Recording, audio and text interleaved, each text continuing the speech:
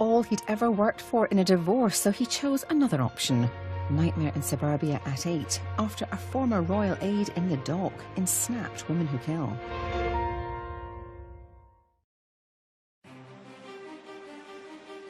It was a Cinderella story, complete with a palace.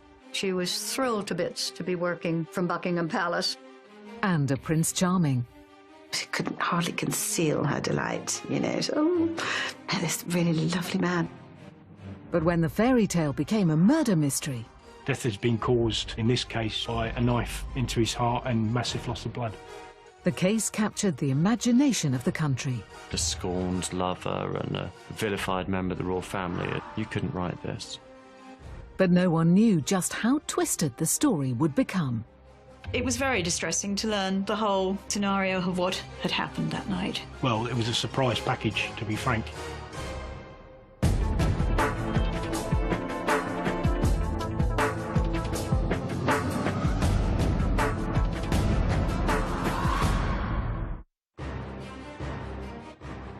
Monday, the 18th of September 2000.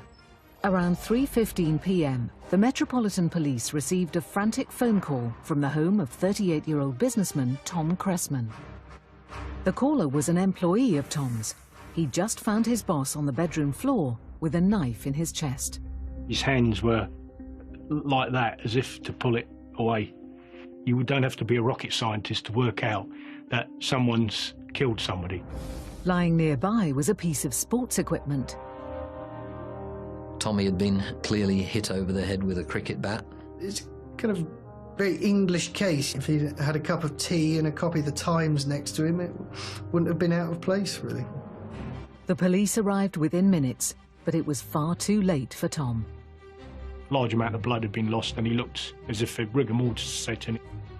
But who would want Tom Cressman dead? When they discovered that Tom's 33-year-old live-in girlfriend, Jane Andrews, was missing, they started wondering. The question I was asking, did she commit the murder and was she going to commit suicide? Second thing was there a third party involved and had she been kidnapped? Either way, it was critical that Jane be found. Everybody was just in a state of such shock and all trying to phone her and get hold of her. Worried for Jane's safety, the police made a public appeal. She was due to go to work on Sunday, never turned up. Due to go to work on Monday and never turned up. Meanwhile, they've alerted ports and airports for sightings of Miss Andrews or her car, a white M-registered Volkswagen Polo. One offer of assistance came from a person guaranteed to make Jane front-page news. Sarah Ferguson, the Duchess of York, Jane's former employer. She and Fergie were clearly very close. The more detectives learned about Jane Andrews and Tom Cressman, the more urgent it became to find Jane. They certainly wanted to find her, you know, as much as anything to make sure she was all right. When Jane Andrews met Tom Cressman in 1998, she had long since left her past behind. She came from a working class background in what's deemed in this country to be a very working class environment. After leaving college with a fashion degree, 22-year-old Jane answered an ad for a job as a personal assistant to a working mother. It was advertising for a busy mother that needed some help and indeed turned out to be a very busy mother. It may not have sounded like a dream job, but it turned out to be the opportunity of a lifetime. She's invited for an interview. Who should it be but Sarah Ferguson, the Duchess of York. She was a young mother, newly married, young children, travelling all over the world, and needed somebody to take care of whatever she needed. Jane had exactly the qualities the Duchess was looking for. She strives to do the best she can, and once described herself to me as a perfectionist. Jane worked for Fergie for almost 10 years. She was thrilled to bits to be working from Buckingham Palace. She literally did dedicate her life to her job and to her boss and to the family. She applied the same dedication to her personal life. She worked hard at meeting the right person. She put a lot of herself into meeting somebody. She didn't find it difficult to have boyfriends. But she was finding it difficult to meet Mr. Right. And with every new relationship, Jane's perfectionism seemed to border on the obsessive. maybe she pushed a little too hard in some situations. And I did tell her, kind of just back off a little bit maybe, you know, just give the guy a bit of space. Janie was one who suffered with low self-esteem. Jane wasn't the only one having trouble with her love life. Fergie and Prince Andrew divorced in 1996, and a year after that, Jane was out of a job. Fergie had to cut back, and it was Jane who bore the brunt of that. Jane was devastated by the end of her job. It was her life, and suddenly that part of her life had gone. And I think she didn't know what to replace it with. You've been so trusted and so needed and so on call for 10 years, and all of a sudden not to have that, it would be quite an adjustment. By the end of 1998, Jane still hadn't found a full-time position. I don't think it was easy for her to find the right thing for her. And money was running out. She was having problems paying her mortgage.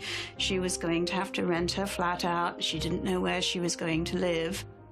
Friends decided she needed a distraction, something to take Jane's mind off her desperate straits. They set Jane up on a date with a mutual friend, a rich London businessman named Tom Cressman. The girl who arranged the blind date with Jane, I know she was very sorry for Jane because she was so disappointed at losing her job.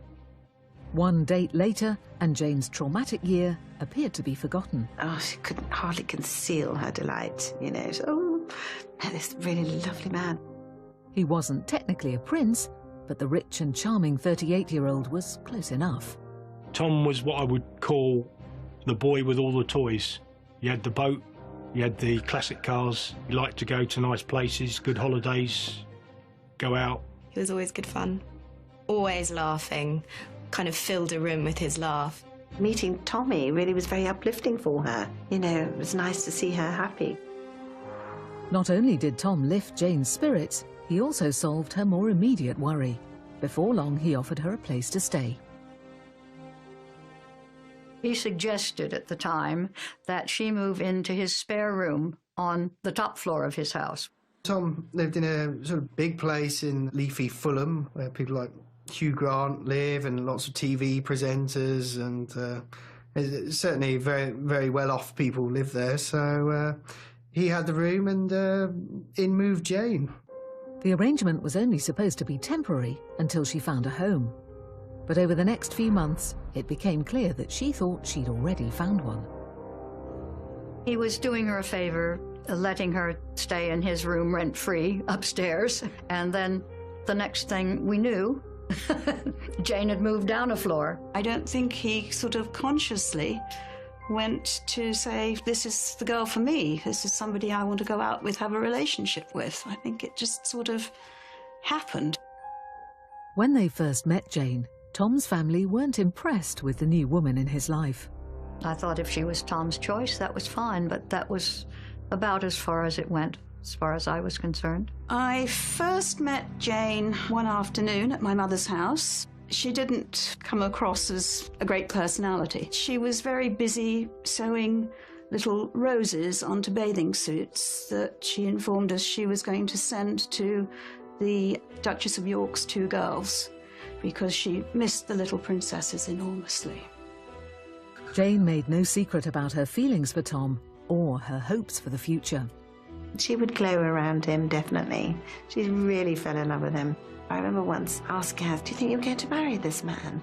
She looked at me and she went, well, I hope so. But as the relationship progressed over the next year, friends started noticing tensions. He could be quite snappy with Jane. He was so condescending and spoke to her like she was a child. But did he do more than patronize her? One incident in November of 1999 left Jane with her wrist in a bandage and her friends a little unsure. She had sprained some bone and she did go to the hospital, but no allegation of abuse or physical assault. They'd been dancing, and I remember thinking, wow, you know, that's a bit excessive. She said that she had fallen. Whatever caused the sprain, it looked as if the couple were heading for a break. As the relationship grew, she did become more and more possessive with Tom. It really became quite an obsession relationship. So why wouldn't Tom end things himself? It wasn't so simple, according to his family. She would threaten suicide at times, not quite the drop of a hat, but if there was any sort of conflict, that would be her answer to it. And I think that worried him immensely. Tom stuck it out for another year. In September of 2000, around their second anniversary, Tom took Jane on a 2-week holiday to the Mediterranean. They spent several days with Tom's family at his mother's home in the south of France. When Tom whisked Jane away to Italy on his boat, Jane seemed sure he had an ulterior motive. It was pretty clear that Jane's expectation on their trip to Italy was that Tommy would probably propose to her. But would the romantic getaway Jane expected lead to a wedding or a funeral? Late Sunday morning, on the 17th of September, Barbara Cressman called her son in London from her home in the south of France. It had been 2 days since Tom and Jane had flown home to England, and when his mother couldn't reach him, she wasn't concerned, at least not at first. I thought, they've gone to have Sunday lunch together somewhere nice, so be it. But when Sunday turned to Monday and still no return call, Barbara began to worry. When she didn't hear from him by Monday afternoon, she tried his office. I called the office and was told that he hadn't come in yet. And then was when I asked one of his employees to go over and see if he was all right. As the hours passed without word, Barbara Cressman began to fear the worst. I'd been sitting in the dark and I just knew something awful was wrong. The phone finally rang late that evening, but the voice on the line wasn't Tom or the employee she'd sent to his house. It was London Metropolitan Police Liaison Officer Paula Marshall. Paula said, "I have to tell you that your son is dead." It's a numbing sort of thing to have anyone tell you. And I just knew that was the kind of news I was going to get. Exactly what had gone wrong, Officer Marshall didn't know, but she did tell Barbara that Jane was missing. None of Jane's friends had seen or heard from her since she and Tom had returned from France, and the police feared for her safety. She hadn't been seen for a couple of days. Her car wasn't there. But when Barbara called to break the news to her other children, she couldn't help voicing her own suspicion about her son's death. She just said, "Kath, she's killed him."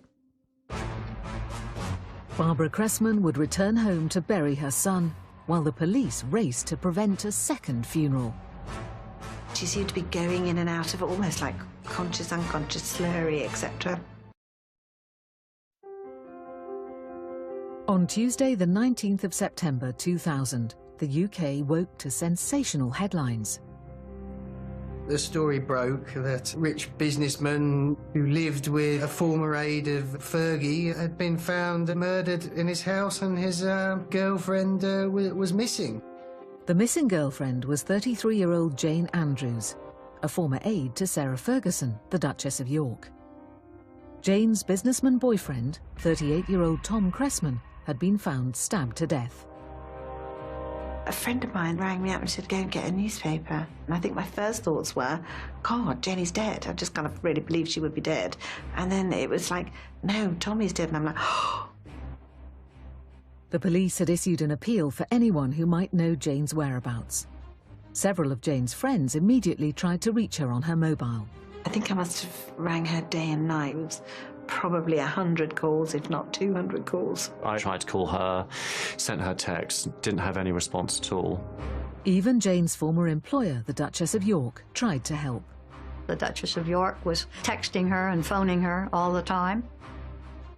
But as the hours passed with no response, everyone began to wonder, was Jane unwilling to respond, or was she unable? The clock was ticking. While both the police and friends frantically searched for Jane, detectives were busy gathering evidence at the crime scene. The first 24 hours are what we term the golden hour, which means generally if you miss the main clues in those 24 hours, it's very difficult to retrieve them subsequently. Tom's clothes and the position of his body suggested he had been killed sometime during the night. Tom was found in his pyjamas. He was either asleep or getting ready for bed. He'd gone face down between the bed and the wall with his hands over the knife, and the pillow was sort of placed over that gap on top of him. An initial scan of the house revealed Tom had been stabbed with one of his own knives. It was apparent very early on that the murder weapon was a knife from the knife block in the kitchen. A closer examination of the body showed that a knife hadn't been the only weapon used on Tom. And there was an indentation on his forehead. Detectives believed they'd found the answer on the floor near his bed. There was a cricket bat on one side of the room. The likely murder weapons weren't all that was found at the scene. There were also plenty of clues suggesting who had wielded the knife and bat. The police also found post-it notes Jane had written, sort of saying Tom was cruel, and various other things. There was one that said, "What have I done?" which indicated that, you know, maybe she flipped and done something.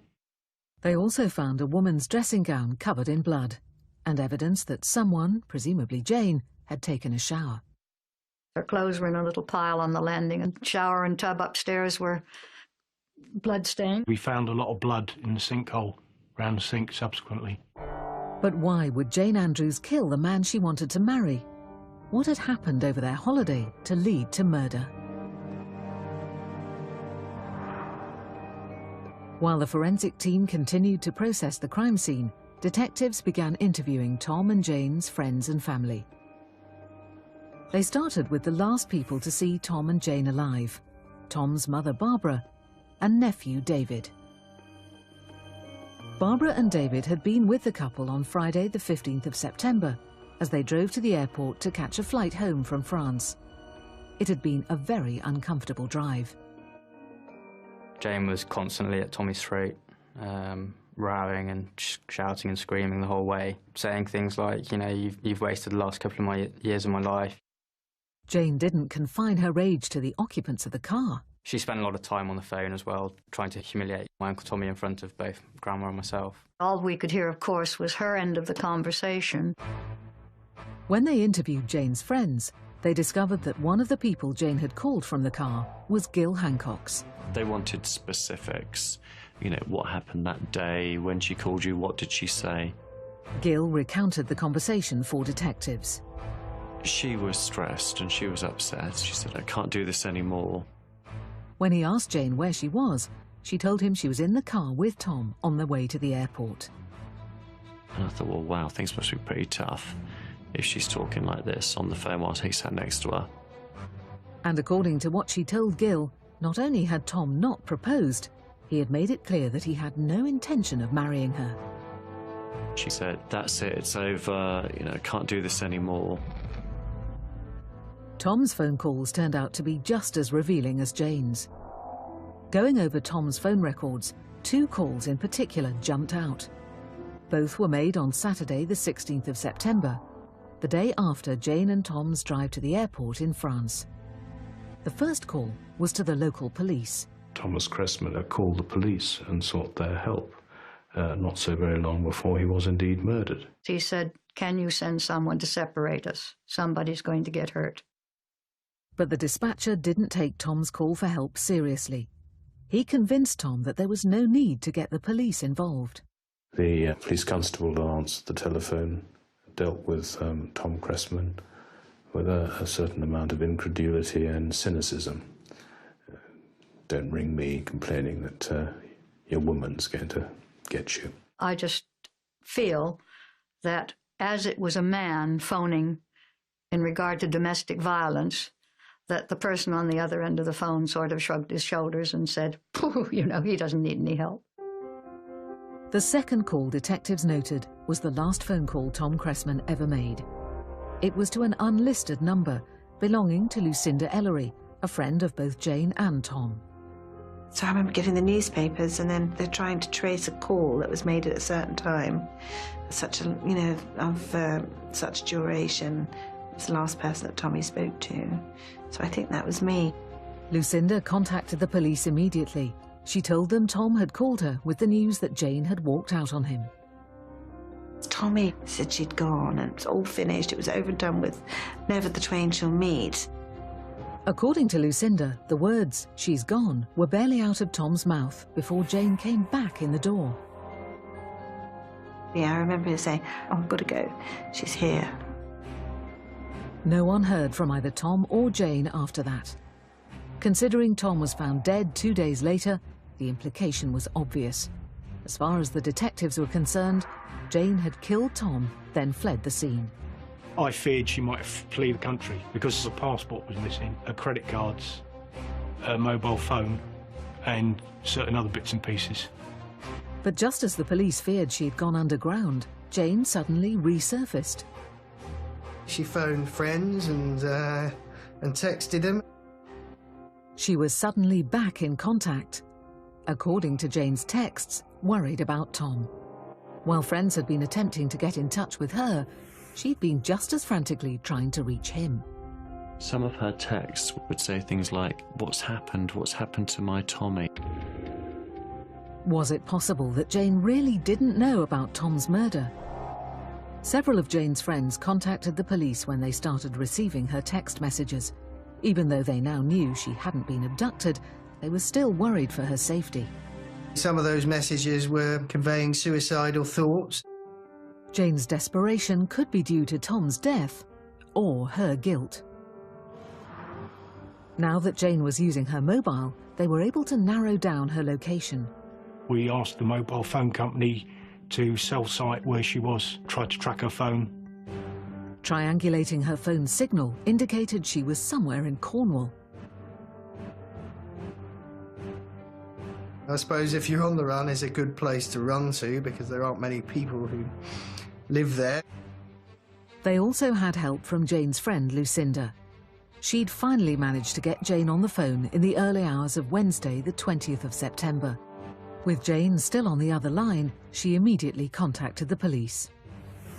According to Jane, she was calling from her car, which meant zeroing in on her exact location wouldn't be easy. I had officers up all night monitoring her whereabouts. They all hoped they would find Jane in time. She spoke to me in a very distant way. She said she couldn't feel her legs. Maybe new information would point to a new suspect. She said he owed money to people and he was being blackmailed. By the morning of Wednesday, the 20th of September 2000, Jane Andrews had been missing for 4 days and wanted by the police for 2.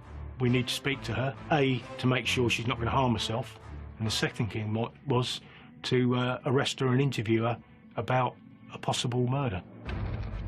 The victim was Jane's 38-year-old boyfriend, Tom Cressman. Tom had been found stabbed to death on the 18th of September, and evidence at the scene seemed to implicate Jane. Every airport, every seaport, and everywhere where police have a control is alerted to this woman's photograph, details, name, address, all the rest of it. It did look bad for Jane. There's her boyfriend found in a bloody mess, and Jane is nowhere to be seen. When Jane began texting friends, it was clear she wasn't out of harm's way. Jane was completely irrational. Her mental state was hugely fragile. Her emotional state was completely wrung out. You know, the ramblings of a mad person, basically. The police had been tracking Jane all Tuesday night and into Wednesday morning, using mobile phone transmitters. They knew Jane was on the move because she'd also called her friend Lucinda from her car. The police had given me a number, so I had Janie on one phone and the police on the other. She was very cooperative and was actually concerned for Jane's safety because she had the same opinion in me, that she felt she might do something to herself. Lucinda had tried to get Jane to reveal her whereabouts, but Jane herself didn't seem to know. She seemed to be going in and out of almost like conscious, unconscious, slurry, etc. She told me she was in a side road, that she could see houses. Around 6:45 a.m, the police finally located Jane's car on the side of the road, about 200 miles west of London. She was eventually caught at the side of a road under a blanket in her car. She wasn't very lively. She'd been sleeping. She complained of being very cold. Jane told the officers she'd overdosed on paracetamol. She was rushed to the nearest hospital. Paracetamol can cause damage to your liver and kidneys. The hospital knew what she'd taken, so they were able to counteract that. Police at the time said another 20 minutes, half an hour, she would have been gone. By that afternoon, Jane's condition had stabilised. She also had visitors in from London. I sent 2 officers to the hospital that she was in to ensure that we retained any evidence that we needed. We had to get the permission of the doctor to sign her off, to say she was fit for interview before we did that. While they waited for the doctor to give them the go-ahead, detectives searched Jane's car. We found evidence that she bought clothes en route down, some paperwork, her phone, and some other bits and pieces. None of which told them anything about Tom's murder or Jane's subsequent suicide attempt. But other items in the car did suggest that suicide hadn't been Jane's initial intention. She had access to funds, so she could sustain herself. She bought clothes, so she didn't intend to give herself up readily. On the 25th of September 2000, Jane Andrews was discharged from the hospital and into the custody of the Met. She was immediately arrested and taken back to London for questioning. In any major investigation, it's always important to get the suspect to talk so that they give a version of events. And our job as detectives, while she's given that version of events, is either prove or disprove it. When asked what had happened on the night of Saturday, September the 16th, Jane told them someone had broken into the house and attacked Tom. She said, you know, it was an intruder. The detectives immediately dismissed Jane's story. There was no evidence from the house to house or anybody else that a third party was involved. There was obviously no forced entry in the house and so on. Jane said Tom had recently made some dangerous enemies. She said he owed money to people and he was being blackmailed. We interviewed family, friends, business associates. None of them were aware of anything like this. But the police told Jane that what they did have was plenty of evidence that implicated her. Barbara had given us the background about the quarrel. The knife's missing from the kitchen block in the kitchen. There's some post-it notes from Jane. All the facts contradicted her version. Faced with the evidence, Jane broke down. She said, "Yes, I killed him." Jane didn't confess to murder. Instead, she told detectives she killed Tom in self-defense. She claimed she'd been driven to murder because of Tom's behaviour that night. Jane told them she and Tom had been fighting from the moment they got back from France on Friday, the 15th of September. On Saturday, things got worse. The core of it was that Tom Cressman treated her badly. He was violent towards her. According to Jane, things got so bad she left the house to calm down. When she came back that evening, she went straight to bed. She thought everything would be all right in the morning, which it had been in the past. But since Tom had been physical with her earlier, Jane said she'd taken precautions, placing the cricket bat and kitchen knife by the side of the bed. She says that she'd put them there for her protection. According to Jane, when Tom came into the bedroom later, he was physical again, in more ways than one. Tommy had asked her for sex, and she'd said, "Don't be so horrible," and tried to fight him off. And as a result, Tommy had hit her. After that, Jane claimed everything was a blur. Her story is she can't remember a lot. She said, "He attacked me, I've defended myself, oh, look what's happened, I've stabbed him." There was suggestion it was all a bit of an accident. The next thing she remembered clearly was leaving. She left that house thinking she still may be pursued. She got into her car and drove. Jane ended her story insisting that Tom had been alive when she left. The police, however, were sceptical. If you do think that someone is dying that you know has stabbed, unless you want that man to die, you're going to phone the police and say, "There's someone dying in my house. Please send an ambulance." Why didn't she do that? She didn't do that, she just left with a knife buried in his side. The interrogation over, they charged Jane with the murder of Tom Cressman. trial, Jane added a shocking new detail to her account of Tom's death. They put Jane on the stand and she painted a dramatically different picture of the relationship than had been painted by her friends and Tom's friends. On the 23rd of April 2001, 12 years after she'd gone to work at Buckingham Palace, 33-year-old Jane Andrews found herself in a very different London landmark, the Old Bailey. Jane was on trial for the murder of her boyfriend, Tom Cressman. Because Jane had once worked for Sarah Ferguson, the Duchess of York, the tabloid press were having a field day. Once you got that situation, there was no way that it wasn't going to be a very public case. They've now got, her closest aide, and had been for the last 10 years, who's just murdered somebody. They must have thought all their Christmases had come early. And didn't it sell papers? And the publicity meant the trial was destined to be dramatic. You can't underestimate the size of that trial. It was in court number 5 in the Old Bailey, and it was packed. The prosecution opened by telling the jury that Tom Cressman's murder was a classic case of a woman scorned. When the Italian trip didn't result in the proposal Jane sought, she'd returned to London longing for something else: revenge. She stabbed him and hit him with a cricket bat, having gone to collect them from downstairs. Before she did it, clearly with a murder in mind. The prosecution painted her as a sort of monster, I suppose. They even went so far as to describe the sound that cricket bat would have made when it hit his skull. And it wasn't just the evidence at the crime scene that would show Jane to be capable of cunning. Her conduct afterwards, somewhat calculated, sending a series of misleading texts to throw investigators off the trail and to make her appear to be innocent of anything, at a time when she knew she was guilty of killing him.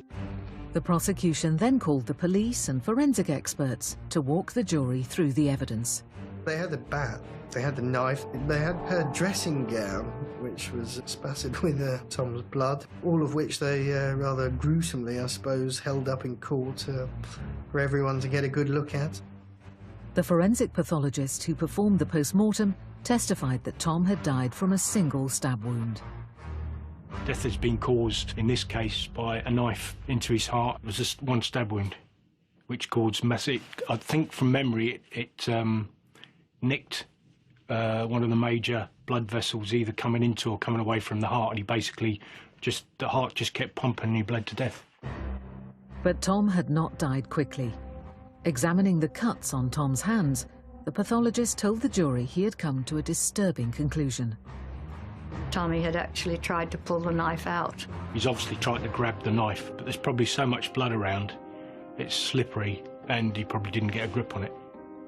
He also testified that Tom had been hit on the forehead, and the cricket bat found near the body was probably the weapon. Detective Jim Dickey testified that another detail from the post-mortem helped them narrow down Tom's time of death to the early morning hours of Sunday, the 17th of September.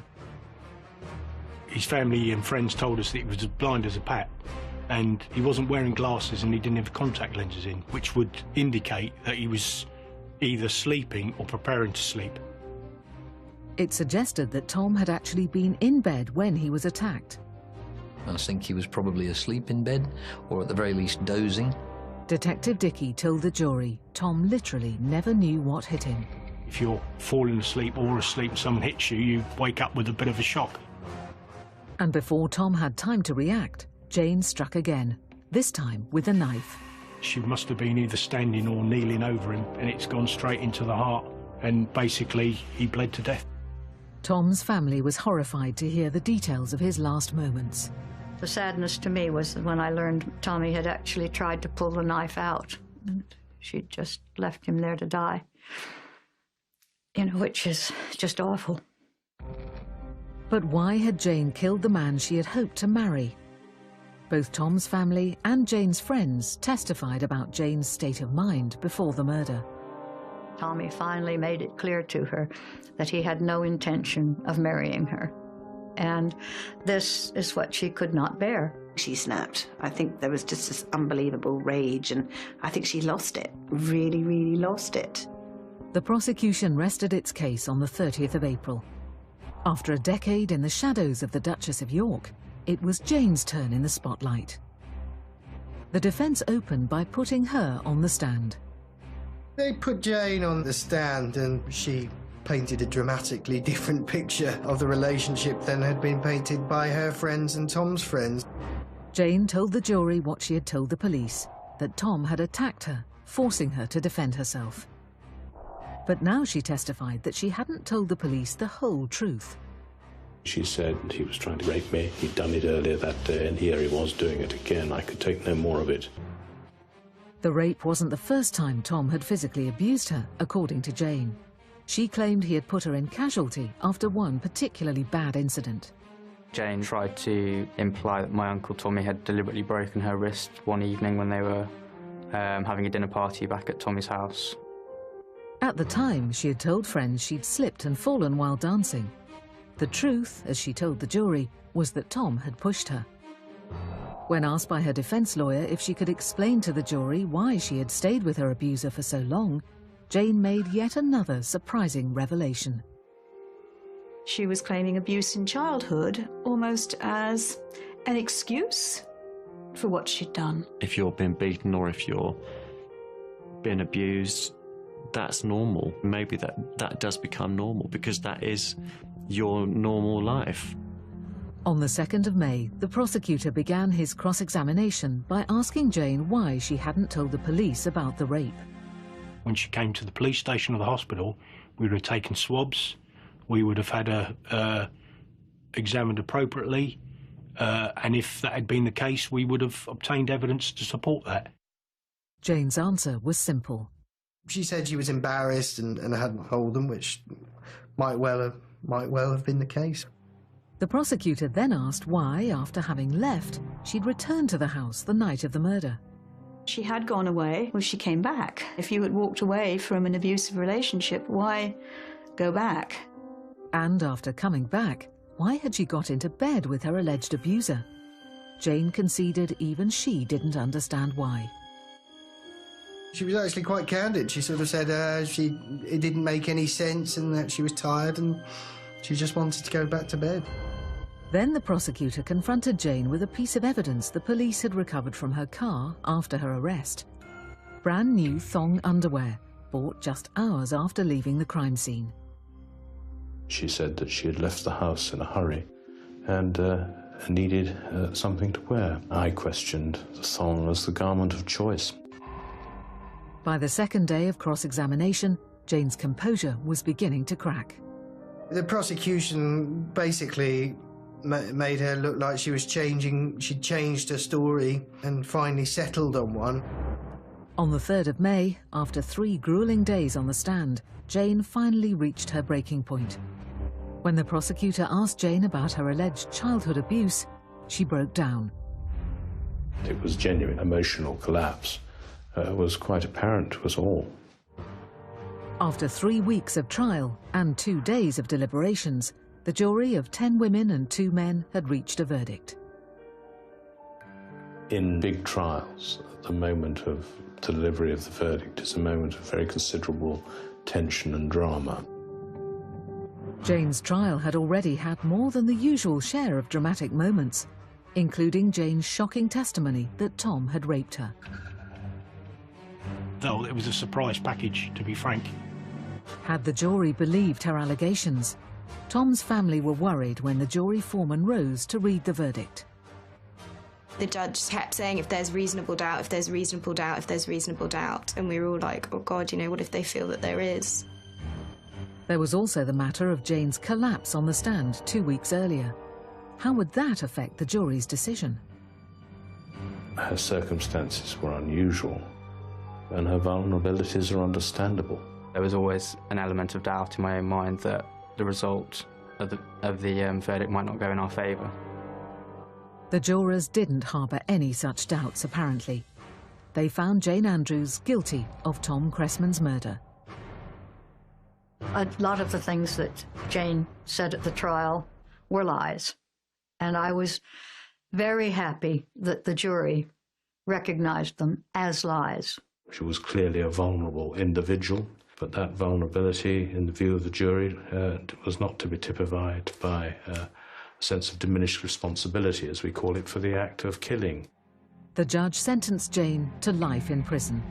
The judge called it a brutal attack. In ending Tom's life, she'd ruined her own. Jane's friends say she would not disagree with the judge's words.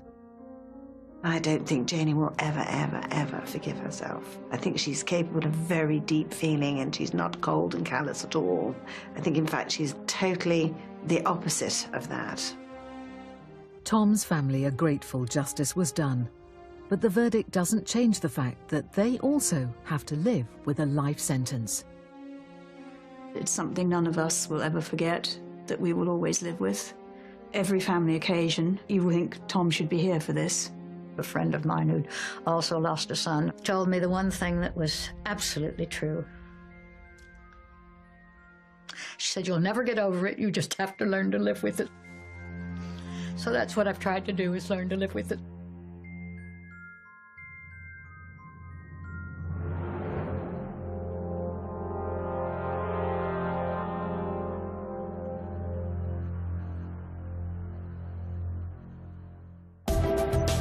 She murdered her mother and then chased down her little brother because he'd seen too much. A horrifying case tonight at 10 in brand new Evil Up Close.